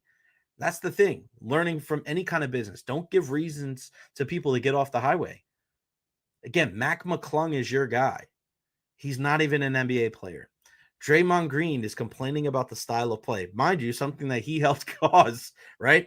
He's complaining about the product. How is that ever a good thing? You're never going to hear a hockey guy, because obviously they need as much good publicity as possible, getting on a broadcast and bitching and moaning about the product. It just doesn't happen. So many stoppages and delays. Like, the All-Stars themselves are complaining about it, right? Kevin Hart's on the court. Like, they're missing the plot big time. That's the problem. I mean, the NBA misses so much on trying to attract new viewers and trying to bring it and to try to be inclusive. And they're alienating people, and their ratings are going down. And there's a lot of one-on-one basketball, and everything is the same thing. You've heard it all weekend. It's running the high pick and roll and then dump it off to the side. You're seeing teams shoot 40, 50, 60 threes a night. Long rebound, back the other way, pick and roll, top of the key, boom, same thing, back. It's just like, it's the same thing over and over and over and over again. And you don't see guys moving without the basketball. You see guys going to the corner, standing in the corner, and just waiting for dribble penetration into the middle, and then collapsing, kick, three, boom, make or miss, right? So, like, I'm not talking about basketball from a sport that I don't like, that I don't love, that I don't cover. Like, I love watching basketball, but it is not the same product. It's not. The stars make it hard for you to root for them. The way that the product is portrayed on a national scene makes it hard for you. All right, you said people in their middle age. This guy said first name greatest. Middle-aged white guys don't like it. Well, why wouldn't you try, if your ratings are going down, to try to attract more people that aren't your normal demographic? That's what the other sports are doing. Baseball's trying to speed the game up for people with short attention spans, right? Hockey got rid of their all-star game to try to make it so that people are more invested in the product that matters more to them. Why shouldn't entities like this try to approach it in a way where they're going to bring more people in? And again, I'm going to watch it regardless, but why not try to market it to people my age to get them into it? It's an interesting proposition. Same thing with soccer. And we're going to talk about that right here with our guy, Martin Gramatica, the man, the one and only. What's going on, buddy? How are you? I'm good, man. How are you? I'm well. Did you so you already had the event this morning, the golf? Yes. I'm okay, done. So that was quick. I thought I was going to catch on the course. My bad. No, it's one of those quick ones. Yeah. No, I'm not a big golf fan, so I usually try to do 9 and then it's like, I like it. You're like in and out and you go. What about like have you ever been like in the mode, like, because Ian talks about this a lot, where like he doesn't golf anymore, but there was a time when he was really into it. Were you ever into it like that or no? Never. It's funny because in the off season, most kickers and punters are the best golfers on the team, and I never golfed. I just, I do maybe 2 or 3 a year, and it usually is Derek Brooks tournament, Mike Allstad's, what our buddies that when they need us to come play, we'll come play. But other than that, I live on a golf course and I don't play golf. Martin, what was it like there in New Orleans, man? Thank you again for making some time to chat with me. What an incredible experience. Well, it's just so cool to see New Orleans get everything together and put on display. Obviously, the game wasn't great, but man, just leading up to it, it just seemed like there was a lot of great things going on. Yeah, no, they did a great job. That's one of the things when you look at a city. It's built for a Super Bowl. Everything's close by. You can walk to everywhere. I mean, the Radio Row, the NFL Experience was right there. You can walk to the Dome, So security was incredible. There's security everywhere, barricades. So I felt safe, like the whole time. You never thought, after obviously the tragedy that happened over the college football, they've secured the city tremendously. So overall, I think besides the game, if you're a neutral fan, you're not going to like the game because a blowout like that is just not interesting for the neutral fan. Obviously, if you're an Eagles fan or you want the Chiefs to lose, which I think 99% of the people in the United States wanted them to lose. I think it's for the first time in the history of the NFL, non-Eagles fans were cheering for the Eagles.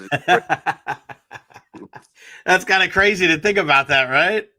Well, when you win so much, when it happened to Patriots. Yeah, right.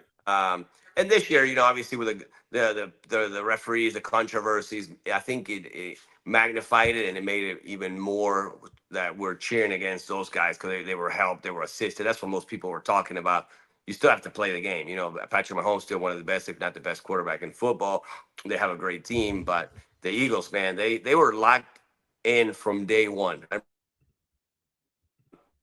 The game, but we also did all the shows throughout the week, and I did opening day, and the Chiefs just looked arrogant, like, oh, we've been here before. They just looked way too cool, too relaxed. And when you saw the Phillies players, they were locked in. It was like, and I called it, and I'm not trying to act like an expert, trust me, because if you hear me do football picks, I'm horrible at them. But I said, you could see it in their faces. Philadelphia's locked in. Philadelphia's here. They're ready. And you could see it from day one of the opening day. My friend, her husband is the long snapper for the Eagles, Rick Lovato, and he had a couple of penalties. Oh, we lost you. Martin will be back in a second. Just this always happens. I'm sure what he was trying to do was trying to get rid of a phone call, but he'll link back up in a second. I only told him I need him for a couple of minutes because I thought he was on the golf tournament, but he'll be back in a second. We're definitely going to talk about meeting Messi because his whole family was able to beat Messi on Friday night at Raymond James Stadium. What an incredible opportunity for him. We got you back, brother. There we go. We're bringing you So back. I think I hit something. I was trying to. You're good, buddy. You're good. It happens. This is the great thing about live podcasts, man. We're just going with the flow. But I wanted to ask you about that because I know Rick Lovato, the long snapper for the Eagles, he got a couple of penalties in that game. What did you see on there? It was like, those are weird kind of calls there because this is a guy he's a Super Bowl champ himself. And it was just kind of weird to see the long snapper get called for a couple penalties. I've never seen it before. Like where back-to-back calls or they called it more than once. Sometimes they'll warn the long snapper if he's moving the ball too much, but it's rare that they throw that. I don't even know if I've ever seen that flag. The kicker probably wasn't too worried because they were shorter field goals. But now, if you're borderline field goal range, it could get you off field goal range, and it made that 44-yarder or 43 or 44-yarder. Obviously a 49, 48-yarder, so it makes it a little bit harder. But yeah, I've never seen that. I mean, it didn't look like he was moving the ball or having the hitch. Hitch is when they move it up to snap it. It didn't, in my opinion. Obviously, we have the TV version. We didn't have all the videos, but it didn't look like he was moving the ball. I'm not sure what they were calling. How was it on the broadcast? Because a 4-person booth isn't so easy, and you getting in there, you have to find your timing. How was that? No, it was cool because 2 out of the 3 guys, that was their 39th Super Bowl together. So wow, crazy because a lot of people talk about the record. I think Pat Summerall and with John Madden, right? Have it. I think it's 17. But these guys for Televisa have done 39 in a row, and it was a crook 3. And then one of the guys left last year to a different network. So now it's these 2 guys. So next year they'll celebrate. So I told him, I said, I feel a lot of pressure because like, what if we bomb it and now everybody gets fired? You guys don't hit that 40 bar. So I think everybody liked it. No, it's so much different than the way we do it here for the Bucs on the radio. They throw out a lot of stats. I mean, they have stat sheet after stat sheet where I'm giving them more of an input of like as a player, like and obviously I can't speak like an offensive lineman or a quarterback, but on the field, I thought Saquon Barkley, and I thought he should have switched cleats. He was sliding, and a lot of times these guys, they get the flashy shoes for the Super Bowl, and they're not broken in, they're not ready. So he was slipping a little bit at the beginning. So I'll give him that kind of detail where like they probably wouldn't even notice that he had different shoes that he had been wearing all year. I like that. I like that insight. I had Ian on before. I don't know if you saw this story, but Richie Incognito, the whole bully. Do you remember that story? The bullying with the Dolphins. With the Dolphins with Jonathan Martin. And now it comes out that Jonathan Martin is saying, well, I wouldn't go as far as to say it was bullying. Well, the guy got suspended for what happened here, and they did an entire investigation saying that there was bullying.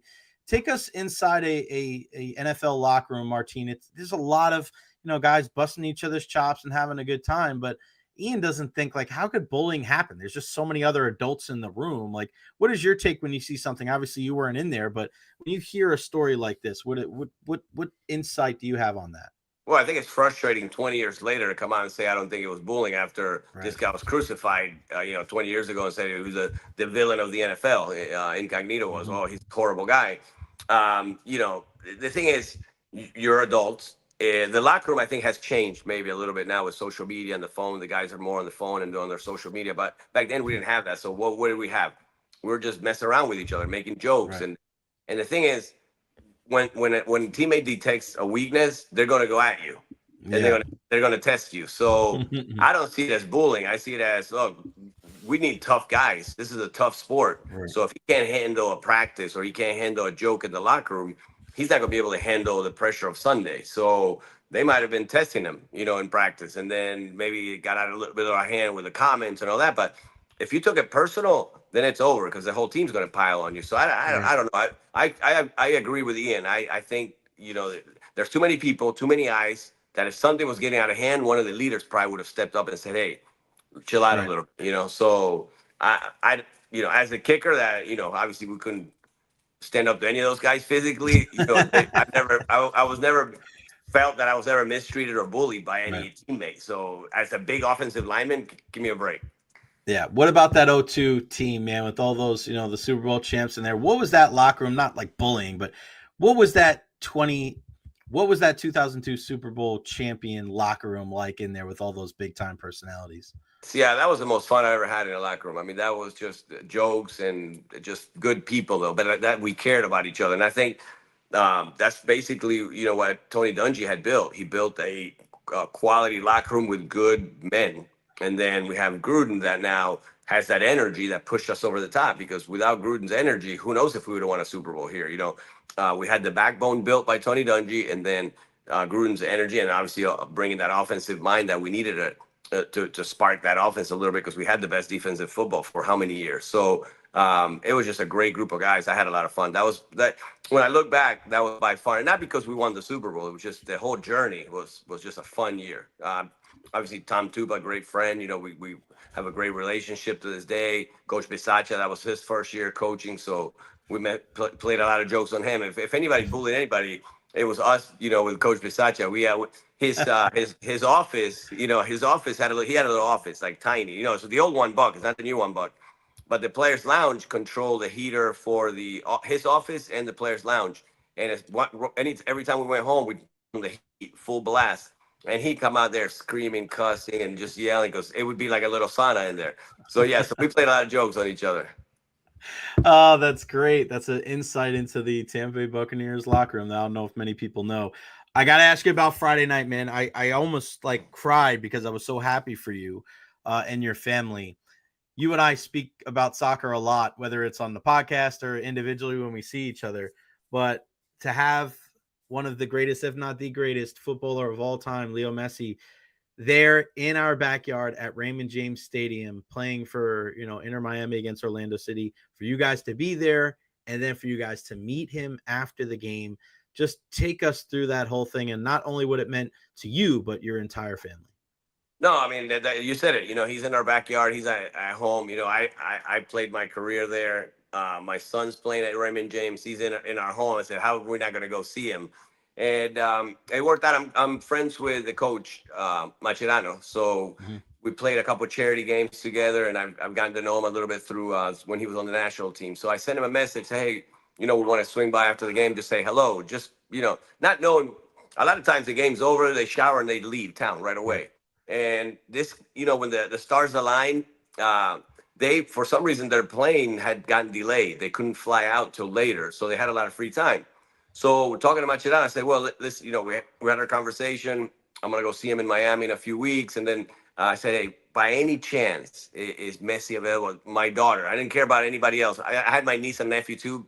But the boys that had already taken a picture with him, I said, that's all I need. One picture with him, and then that's it. I'm the greatest dad in the world. And he said, then he comes out and he said, well, he's finishing up a massage and he's got a shower. But if you guys don't mind waiting, he'll come by and see you guys. I go, these kids will wait till Tuesday if they have to. We'll pitch some tents out there and hang out. And sure enough, he comes out and we spend probably about 15 minutes just chatting. The craziest thing, I never felt rushed. Like he's like, hey, let's talk and get out. You saw, I don't know if you saw a picture that I posted with the hugs to my kids. I mean, he was giving them a hug because he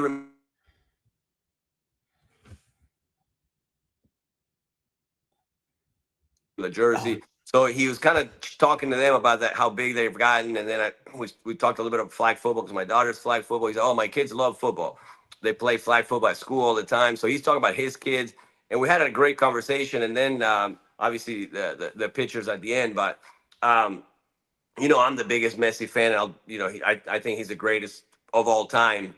And just getting to spend those few minutes with him, it magnifies that by 1,000. Just his humility. And that's what I told him. I said, look, what you do on the field, we all know you're the best in the world. But off the field, family guy, takes care about his kids. He's always at his kids' games. He's always with his wife. You never hear anything in the tabloids.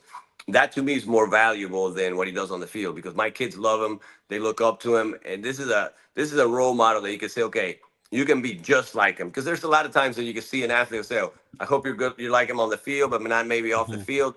This is a guy that they could follow and do exactly on and off the field. Because, nobody's going to reach what he's done on the field, but he's that good of a person. And he proved it on Friday. He was such a nice guy. And we spent a little time. It was for me as a dad, it was the greatest gift I could give my kids. That was for me obviously I loved meeting him. I enjoyed talking to him, and we've met him a few times with the boys before. But for my daughter to, my niece and nephew to get their pictures with him and get a hug from him, they'll never forget that night. That's one of those nights that you'll never forget. It's hard to describe it, but it's they got to meet their idol, and as a dad, I couldn't be more proud to be able to do that for my kids. Ladies and gentlemen, Father of the Year, Martin Gramatica. I don't know about that, but no, dear listen, brother. I know it's a high bar for certain people, but you introduce your kids to the greatest of all time, man. That's a good way to do it. Javier Mascherano, right? So long time Barcelona player. Ray played Barcelona. And Barcelona, yes, Liverpool. So he's had a great career. I mean, out of the national unbelievable. And I mean, just thinking about how good Argentina is right now with how many of the players that they have. Again, prayers up to my guy Licha Martinez, who just underwent surgery for tearing his ACL for Man U. It doesn't get my guy's right here. We're in 15th place, bro. We're on Europa League status right now.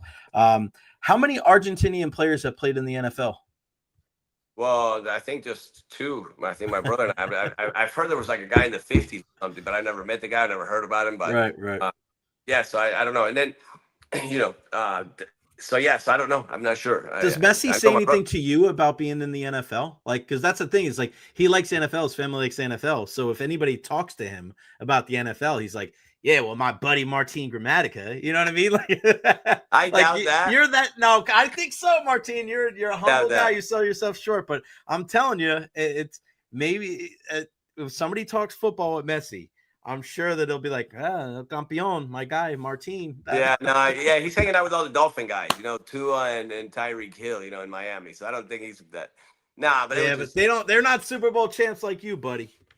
That's true, but who knows? But it was really a really cool experience to chat with him for a little bit. So what do you guys got going on? What's the Gramatica fam got going on for the next couple of months? Because now after football, I think it's all your daughter now, right? Like all eyes are on her and what she's got going on.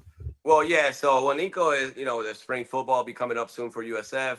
G, my middle one, he's doing the recruiting. He has two major offers right now, which are UNC and Texas. Nice. I'm hoping USF steps up and offers them because we, as parents, we want them close to home. So, but they're very interested. They say they haven't officially offered him, but they kind of unofficially told him that they want. What year is he in, Martin? He'll be a senior next year. Oh, so he's still only a junior. So ideally, they could probably play together a couple of years, right? Before Nico moves on. Yeah, so G could redshirt, and then they overlap 1 year. So that, as a family, I think we would love that. But obviously, when you have an offer like Texas or UNC, you've got to consider those two. And he's excited that he got those big offers. He had a really good junior year. His coach was awesome, kicked a lot of field goals, so it gave him that exposure. So we'll see. And then obviously with my daughter, it's all about the flag football and soccer. So she keeps us the busiest right now when it comes to traveling and sports. And then I'm opening up my own business too. So that's going to be tough. Tell me about it. Tell us. I know we're going to talk about it a little bit, but give us more insight. Yeah, we're going to be, it's going to be Clearview Imaging. It's going to be the company, but we're doing preventative scans for heart disease and cancer. I've been in the health and wellness industry now for the last 5 years. And I felt that it was important for me to be able to take it to the next level and partner up with local businessmen that we can put together a business, but also be able to help the community, be part of the community, help charity. So we want to make sure that kind of like Coach Dungy built our team where he wanted us to be part of the community, not just play football and go home. That's what our business is going to be like. We're going to be out at events. We're going to, just anywhere we can help. But what we're doing as the business side is preventative scans. So our patients are going to come in asymptomatic. They're going to feel good, look good, not have any idea if anything's going on inside. And we're going to look inside to see if they have any heart disease or cancer. Well, let me know, man, if I can help you out with that in any way, because I'm, asymptomatic, but I do have some history of some of that in my family. So if you need anybody to come in and help you guys out, I definitely will. And any events or anything that I can help promote, man, definitely reach out, and we'll continue to spread the good word, buddy. I sure will, man. Thank you. I appreciate that. You got it, man. The one and only Martin Gramatica, the champ, the 2025 Father of the Year. I am the only person with a vote, and that's the only one that matters. Martin, you're the best, man. I appreciate your time. Enjoy the rest of your week. Tell everybody in the family I said hello, and we'll talk soon, Bo. Sounds good, man. Thank you so much. Have a good day. You too, pal. The one and only Martin Gramatica. That's one of the best gifts that you can give your kids, if not the best gift. Oh, God, man, think about it. Like I said, when I saw those pictures of Martin with his kids with Messi, and you know me, I'm a Ronaldo guy, right? But I mean, you got to respect for due. When you win the World Cup like he did, that's something that, you know, you can go back and forth with Messi and Ronaldo, right? Which one's better? But the one thing was like Messi won Copa America, Ronaldo won the Euros. So that was kind of like their comp. They both had individual success with Ballon d'Ors, with best player of the world, with their teams, with domestic success and Champions League success. But the one thing that escaped both of them up until recently was the World Cup. And then when Messi wins it, to me, that just kind of gives him a notch above. But you never know. Portugal's got a good team. Imagine if Ronaldo plays at the next World Cup and they win, then the debate opens back up again. I wanted to highlight one thing before I rested today, and I just wanted to, because you know how big it is for us here in the Tampa Bay area to highlight local. I can't say this enough. Make sure you support all of our local businesses here in the Tampa Bay area. But last Friday night was a Friday night of epic proportions for Team Tampa Bay. Check this out. USF baseball started off Coach Mitch Hanna's tenure off with a thrilling 5-4 win over Iowa. USF softball with a double dip of victories with wins over Penn State and Loyola of Chicago. You want more Bulls wins? You're going to get more Bulls wins. Lacrosse moves to 3-0 in their inaugural season with a 17-7 thrashing over Lehigh. The college dubs don't stop there. Number 1 UT baseball victorious 8-0 over Quincy, and then Spartan softball slid by St. Leo 3-2. We had arguably the two best high school baseball teams going at it Friday night in Tampa as Calvary Christian came into Jesuit and defeated the Tigers 3-1. And if you go back to college, Calvary's Liam Peterson started for Florida. Jesuits' Jamie Arnold started for Florida State. Let's not forget Sickles' Dylan Eskew, who towed the rubber for South Carolina. And then last but not least, the greatest soccer player of all time, Lionel Messi, playing for Inter Miami against Orlando City at Raymond James with over 40,000 people in attendance. A tip of the hat to Rob Higgins and the entire Tampa Bay Sports Commission for pulling that off. What a night for Team Tampa Bay. Think about that. All that stuff happened, and we didn't mention the Lightning, we didn't mention the Rays, and we didn't mention the Bucks. So many wins on Friday night. I had to reach out to my buddy Jared Guthrie from 813preps.com. They're like, am I missing anything here? There were so many big events and so many great things to highlight what went on in Team Tampa Bay on Friday night. So Canada right now, it's 3-0. Let me see. 3-0 right now. Braden Point on the rebound. His second point of the tournament. Canada, listen, they want to win. They want to play Thursday night. They definitely took it personal. What happened in that game against the against Team USA. Here we go, boy. This is post-game. Pierre LeBrun put this. Post-game Saturday night, John Cooper was looking for positive. He mentioned Braden Point. He thought he had a strong showing. Point was elevated to McDavid in the third period Saturday. And no surprise, he stayed there for the game today. And it has paid off so far. You got to love it. Our guy, Braden Point. All right, that's going to wrap it up for me. Again, make sure you follow me on all social media platforms, Facebook, YouTube, Twitter, Twitch, TikTok. I am everywhere. Like and subscribe on YouTube as well. Got some great guests coming up the rest of the week, so don't miss out on that. I'll be announcing them on social media here soon. Also starting a Patreon and a Discord. That is coming up.